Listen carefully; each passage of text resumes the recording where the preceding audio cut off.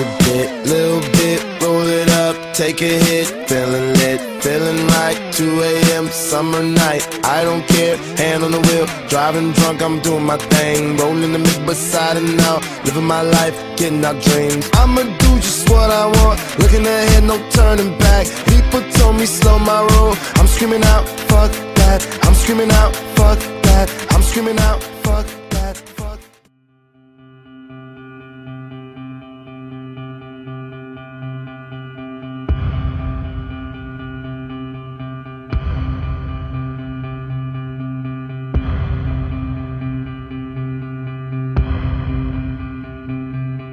This is not the kind of government that was designed by our founders of the country. It's not what was written in the Constitution. We've only had an income tax since 1913. But if you want a welfare state, and if you want to police the world and pay for the defense of Japan and Germany, send foreign aid to the Soviet Union, you not only need the income tax, you need the Federal Reserve to print up the money when the deficit is accumulated. So we think the government should be much smaller. During the next decade, the American people will become poorer and less free, while they become more dependent on the government for economic security. This country is in the middle of a recession for a lot of people. Michigan knows about it. Poor people know about it. The middle class knows about it. Wall Street doesn't know about it. Washington, D.C. doesn't know about it. But it's because of the monetary system and the excessive spending. It's no joke. He is America's last true statesman, and he has actually been saying the same thing for the past 30 years about what our federal government needs to do to serve the people. That is, namely, follow the Constitution. The Federal Reserve credit created during the last 8 months has not stimulated economic growth in technology or the industrial section. But a lot of it ended up in the expanding real estate bubble. This too will burst, as all bubbles do. How could it be that you knew this on the banking committee in 2003 and nobody else did until after the collapse? They're building up this case just like we did in Iraq. Build up the war propaganda. There was no Al-Qaeda in Iraq, and they had nuclear weapons, and we had to go in. I'm sure you supported that war as well. Okay. It's time we quit this. It's time. It's trillions of dollars we're spending on these wars. Afghanistan, how quickly would you bring the troops quick home? As the ships could get there. I got twice as much as all the other candidates put together on the Republican side, and even more than Obama got, which tells me that those troops want to come home as well because they know exactly what I'm talking about. My name is Eric Knowles. I'm an Air Force veteran. My name is Jonathan Schaefer. I'm an 8-year Air Force veteran. Hi, my name is John Jones, and I'm a U.S. Air Force veteran. I have a cousin who's in the Marine Corps. He spent 18 months over in Iraq. A war based on a lie. It's been going on and on because we just plain don't mind our own business. That's our problem. The one guy in the field, agree with him or don't agree with him, who doesn't go out of his way to regurgitate talking points or change what he believes to fit the audience he's in front of? I will promise you this, that if we have not gotten our troops out by the time I am president, it is the first thing I will do. I will get our troops home. We will bring an end to this war. You can take that to the bank. So does that mean you can tell us today that you will not change the 16-month timetable? I like Ron Paul. I think he's a cut from a different cloth than the rest of those people who are, of course, selling their souls to the corporate interests who back them. Ron Paul has been consistent for more than 30 years, and he's been absolutely right about the most important issues facing this country today, which means that when he's elected, we can trust that he'll actually do what he says he's going to do, and that what he does is actually going to work. This country is in a revolution. They're sick and tired of what they're getting, and I happen to be lucky enough to be part of it. Don't get involved in these wars. Just bring our troops home.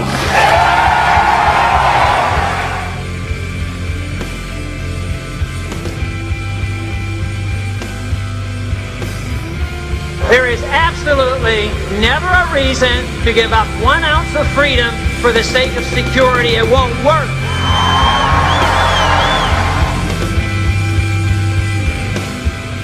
There is no authority in the Constitution authorizing a central bank, which means there should be no Federal Reserve System.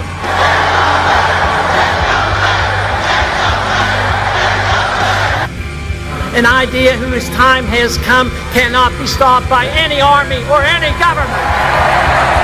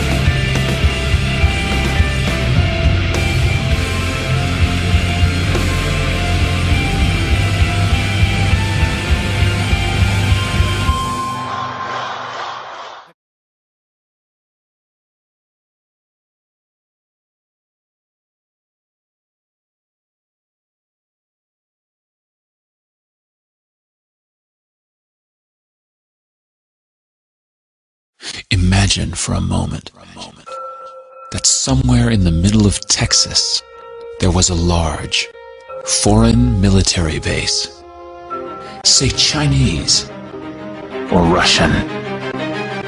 Imagine that thousands of armed foreign troops were constantly patrolling American streets in military vehicles.